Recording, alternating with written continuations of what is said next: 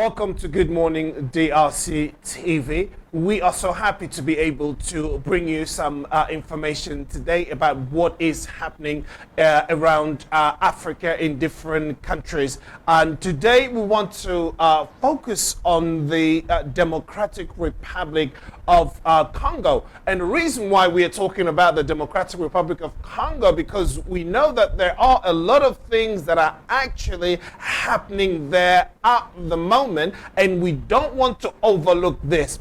One of the things that we know is currently happening in the Democratic Republic of Congo is the elections. The elections are going to take place in literally 3 months' time. And as we speak at the moment, we know that there are now presidential candidates that are actually going in order to put down their paper and give their candidacy, because the campaign is going to kickstart very, very soon. But it's just very, very important to talk about this country and it give you a little bit of a perspective and the historical background, not a lot, just within the last 5 years, so you can understand where Congo is coming from and where it is that it is going. It is so vital because these the elections that are taking place here in December would very much define whether or not the DRC actually takes off as a country. What we do know and what we do understand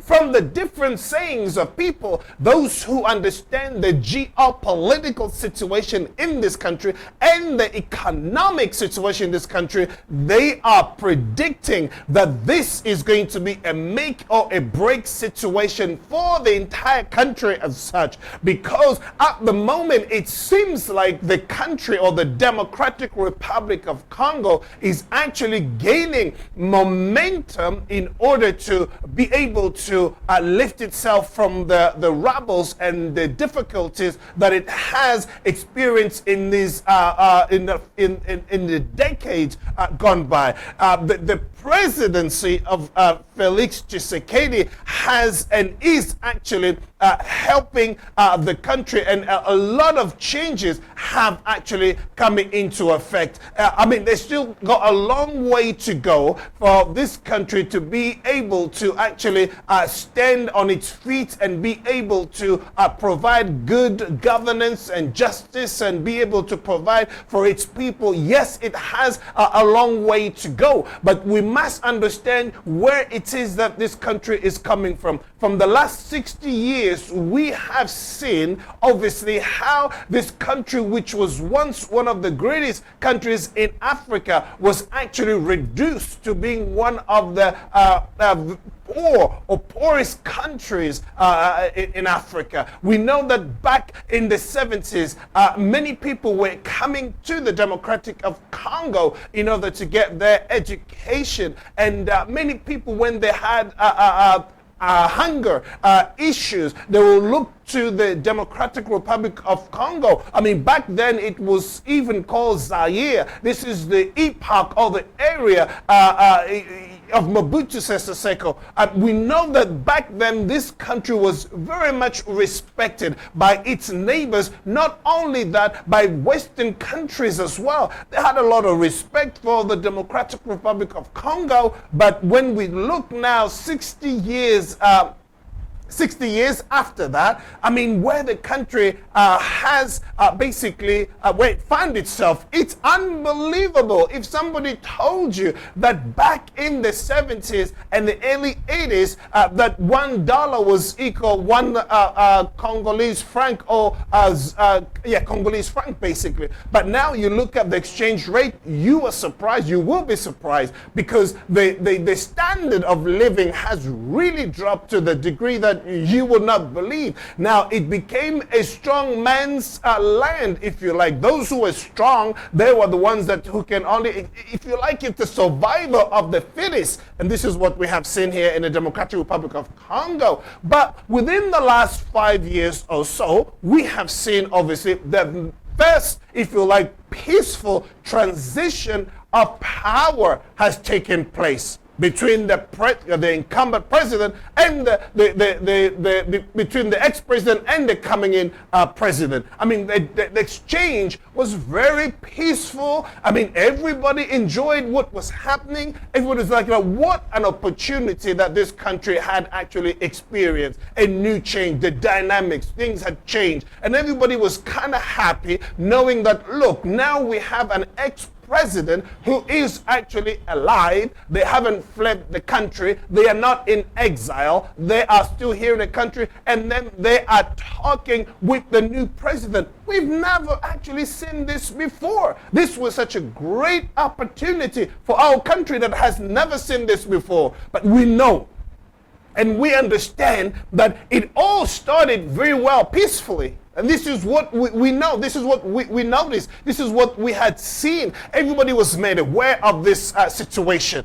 But then things started changing gradually. And we could just see a decline in the relationship that exists between the current president and the former president. But all of this apparently had to do with all the accolades and all the people that work in this different cabinet. So the former president had his people that were obviously advising him and telling him on different things on what to do, and the relationship was actually moving in the right direction. But what we do understand is that the President Felix had really struggled to make headway, because apparently he was just all the time being somewhat sabotaged by the people that worked with the former president. When he gave orders, when he wanted to take initiatives, when he wanted to, do something, he always found himself struggling to get his way to do things in this country. And hence, that's why he decided that he was going somehow to break away